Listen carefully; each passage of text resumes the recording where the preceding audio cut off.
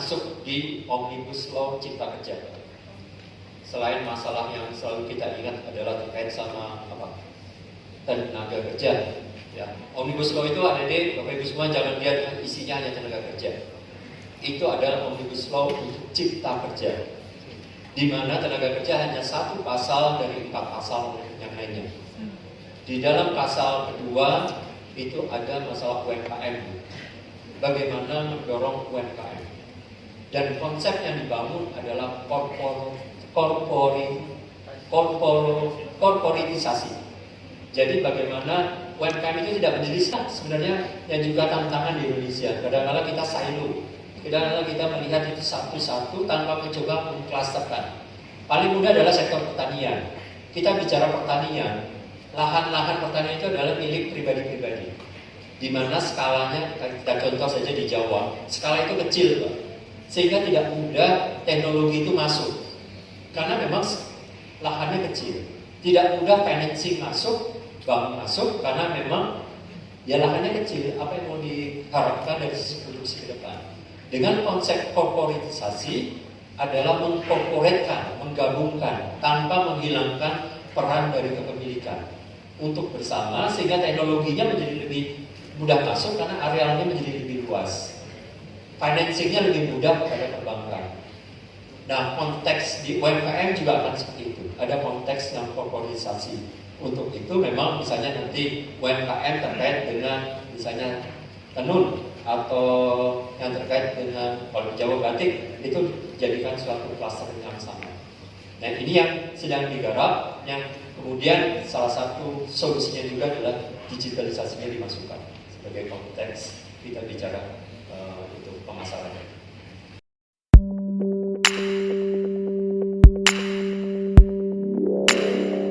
Letakkan Indonesia sebagai emerging, ada 2 kriteria yang digunakan, yaitu Indonesia sudah masuk sebagai kelompok G20, jadi dipandang sudah termasuk negara dengan size besar.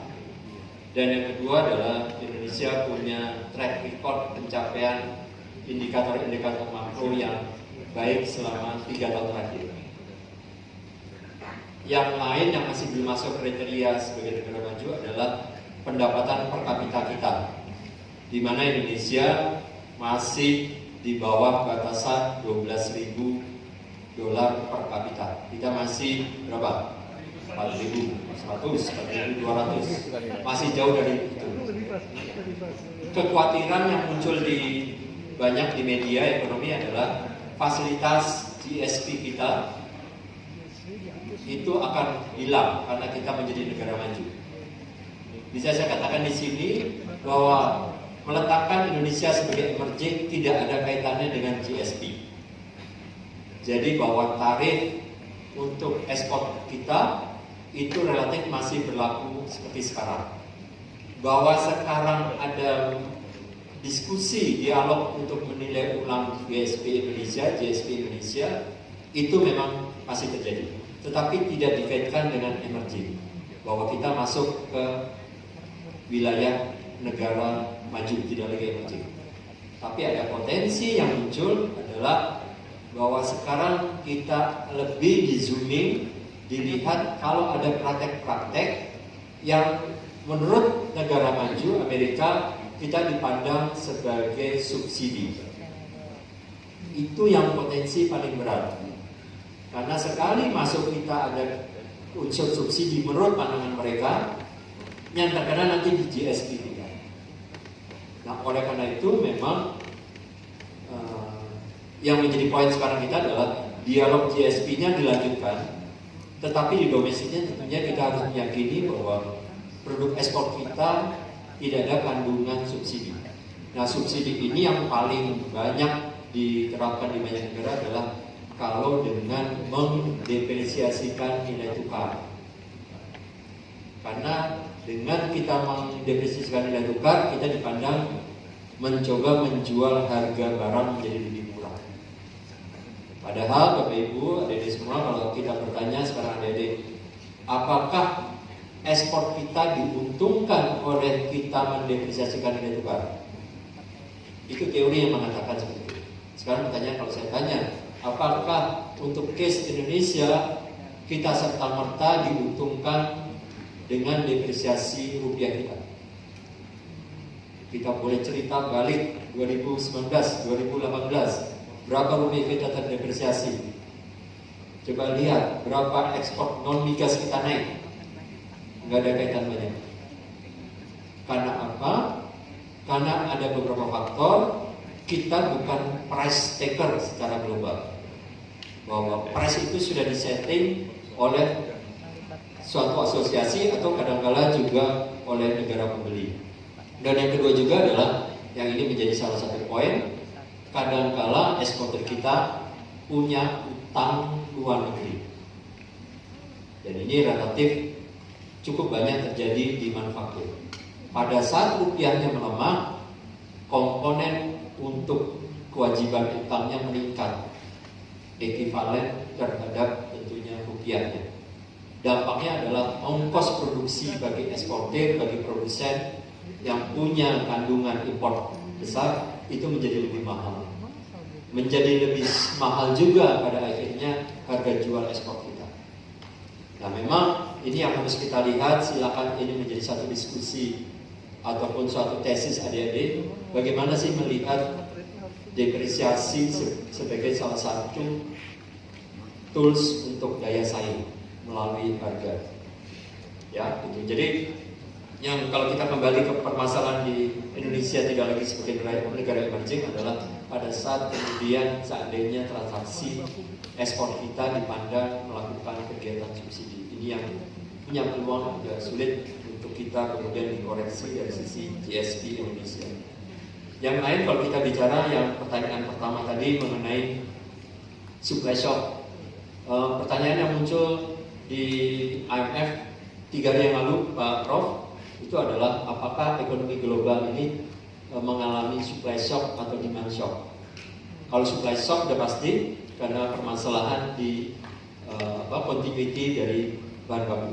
Kalau demand shock terjadi karena masyarakat mencoba menahan spending karena future income-nya tidak pasti, sehingga lebih banyak saving, tidak ada spending, tidak ada demand, terjadi shock, ekonominya melambat. Kelihatannya yang sekarang banyak dilihat adalah supply shock.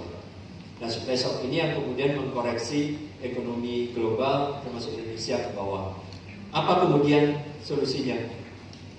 Memang kalau ini terjadi secara agregat, secara global dan meyakini Cina hanya satu-satunya negara pemasok, ya kita akan melihat semua akan mengalami deteriorating dari sisi pertumbuhan. Tapi kalau kita melihat sekarang perdagangan di data-data paling enggak Januari, data trade Januari, kita melihat sekarang adanya pasokan beralih ke negara-negara emerging lainnya, terutama India. Nah, memang ini tidak bisa bicara one on one, tidak bisa bicara bahwa substitusi itu berjalan secara penuh, karena memang kemampuan daripada negara di luar Cina itu bisa dikatakan tidak seperti Cina. Nah, ini yang kemudian dilihat menjadi faktor penurun daripada pertumbuhan global. Indonesia seperti apa? Kalau di dalam diskusi kita dengan pemerintah, yang jelas seperti beberapa komoditi utamanya misalnya bawang putih. Bawang putih itu sebagai barang yang dikonsumsi dan juga bahan baku untuk kegiatan pangan di Indonesia itu beralih impor ke India. Tentunya semua tidak kembali tidak one-on-one secara volume dan secara kualitas, tetapi ini menjadi salah satu solusi interim pada masa seperti sekarang. Nah, yang lain sebenarnya kalau dilihat apakah semua komoditi akan bisa terbantu, hasil survei kita ke banyak produsen memang tidak seperti itu, Pak.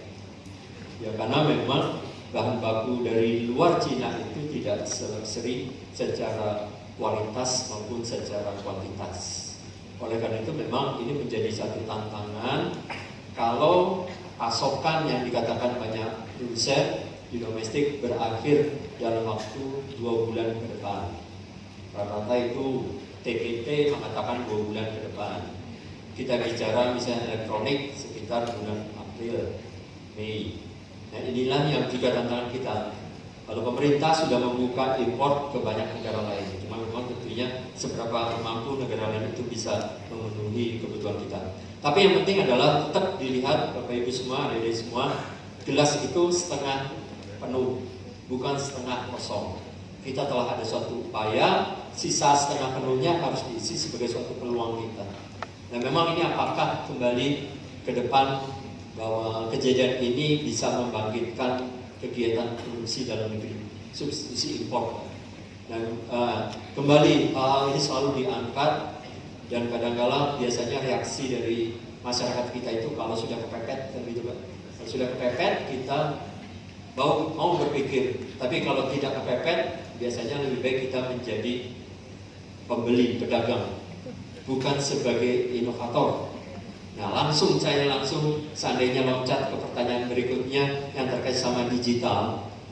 Pertanyaannya adalah sebenarnya peluang digital itu terbuka adalah bagaimana adik-adik menjadikan peran digital ini, transaksi digital, kegiatan usaha digital ini untuk mendekatkan antara penjual dengan antara produsen dengan pembeli. Jadi kalau Bank Indonesia punya inisiatif untuk membangun startup, karena bagaimanapun juga risiko kegagalan dari suatu kegiatan digital itu cukup tinggi. Oleh karena itu memang harus dikawal di depannya. Sekali berhasil tentunya ini akan menjadi peluang untuk kemudian menjadi unicorn digital yang sekelas misalnya Tokopedia atau Shopee dan seterusnya. Digital itu adalah sebenarnya kita berbicara hanya platform. Kita mencoba mempertemukan antara produsen dengan pembeli. Memang menjadi permasalahan sekarang adalah kalau tidak ada produsen kan gitu Pak ya. Platformnya kita sudah sediakan, adik-adik masuk menjadi entrepreneur di digital. Tapi yang diperlukan sekarang adalah entrepreneur juga dari sisi siapa menjadi produsen. Karena kalau kita lihat datanya sendiri, ya rata-rata sekarang platformnya sudah banyak diisi oleh barang-barang dari impor. Nah inilah yang kita terus bangun. Kenapa UMKM kita masuk? Kalau adik-adik Bapak Ibu semua ketahui bahwa kita punya inisiatif dari sisi UMKM digabung UMKM yang digital. Karena kita menginginkan sebenarnya UMKM itu harus didekatkan dengan si pembeli, tidak lagi melalui rantai penjualan yang panjang. Oleh karena itu Ibu tadi kalau bertanya mengenai UMKM, binaan UMKM kita punya boarding Bu, UMKM yang levelnya sukses, kemudian UMKM yang levelnya digital, dan yang terakhir UMKM yang levelnya ekspor. Dan ini sudah ada di daerah ini, saya rasa binaan kita banyak. Silakan Ibu nanti dialog dengan rekan-rekan di Bank Indonesia. Kita akan dorong UMKM. Kalau kita bicara UMKM, kita bicara berapa pihak yang melakukan kegiatan UMKM. Bank Indonesia tidak melihat itu semua, silakan semua punya kontribusi sama dorong UMKM. Inisiatif kita adalah menaik kelaskan UMKM. UMKM itu bisa UMKM termasuk UMKM syariah melalui pondok-pondok pesantren. Inilah yang kita dorong. Tidak perlu harus kepada ekspor, cukup di domestik tetapi digital, yang bisa langsung mempertemukan produsen dengan pembeli. Sama harapan kita kalau ada yang masuk ke digital, ada juga yang masuk ke UMKM. Jadilah produsen. Karena kalau tidak ya negara kita sangat tergantung dengan semua produk dari ekspor. Nah Bank Indonesia perannya apa? Di UMKM sudah jelas. Peran apa di SDM Pak? Nah kalau di SDM Pak Prof, memang kita nggak bisa berjalan sendiri. Memang harapannya banyak pada Bank Indonesia. Bank Indonesia harus ikut di sini, di sana, di sini. Yang sekarang ini kadang-kadang memang kalau kita UMKM pertanyaannya adalah apa kaitannya sama inflasi sama nilai tukar kan gitu Pak? Itu mandat kita. Kenapa Bank Indonesia masuk UMKM? Kenapa Bank Indonesia masuk ke syariah, ke pondok pesantren? Tetap itu dalam konteks bahwa fungsi UMKM itu membantu pasokan barang di domestik, terutama Pak adalah komoditi pangan yang menjadi penyebab inflasi terbesar. Disitulah kita ada justifikasi peran kita masuk di UMKM, mendorong UMKM ekspor dalam konteks juga mereka dari sisi devisa. Nah, peran kita di SDM memang tidak secara langsung, Pak. Kita bersama dengan, terutama dengan Kemenko, adalah vocation. Dan vocation apa yang kita dorong pertama adalah yang terkait dengan 4.0, dengan digital. Karena itulah masa depan bangsa ini, masa depan dari SDM kita. Nah, tadi Pak Rektor mengatakan adanya beasiswa. BI memberikan beasiswa secara rutin setiap universitas secara berkala, 50 mahasiswa untuk mendapatkan beasiswa, dididik menjadi generasi baru Indonesia. Apa salah satu komponen yang diajarkan adalah masalah digital.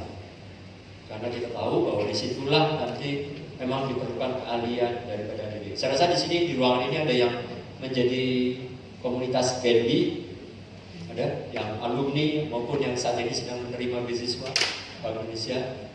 Ya, mudah-mudahan ada, kalau enggak nanti tentunya mendaftar ke Pak Rektor. Kami laporkan cukup banyak yang menjadi JNB di sini, Pak. Banyak ya? Sekarang di seleksi ada 100, Pak. Ada 100? Ada 100. Ya, mudah-mudahan dapat manfaat di situ, Pak. Yang lain